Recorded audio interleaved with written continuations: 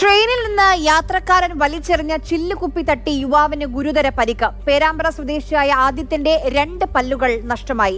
കോഴിക്കോട് കൊയിലാണ്ടിയിൽ ഇന്നലെ വൈകിട്ടാണ് ഈ അപകടമുണ്ടായത്. ഇന്നലെ കണ്ണൂരിൽ നിന്ന് കൊയിലാണ്ടിയിലേക്ക് വന്ന് ട്രെയിൻ ഇറങ്ങി ആദിത്യൻ പ്ലാറ്റ്ഫോമിലൂടെ നടക്കുന്നതിനിടെയാണ് ഈ സംഭവം.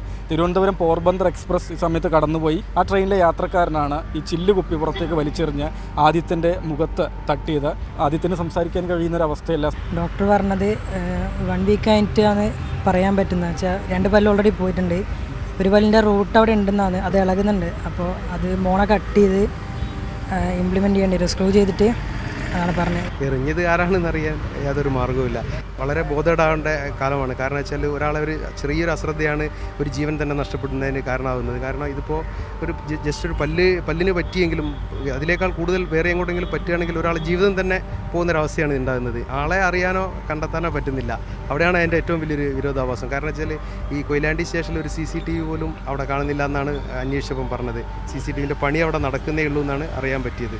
ഒരു ട്രെയിനിലെ യാത്രക്കാരൻ വളരെ അശ്രദ്ധമായി പുറത്തേക്ക് വലിച്ചെറിഞ്ഞ ഒരു കുപ്പി അത് തട്ടിയാണ് ഈ 21 വയസ്സുകാരന് ഇത്രയും ഗുരുതരമായി പരിക്കേറ്റിട്ടുള്ളത്. പക്ഷേ ഇത് എറിഞ്ഞ ആളെ കണ്ടെത്താൻ പോലും കഴിയാത്തൊരവസ്ഥയാണ്.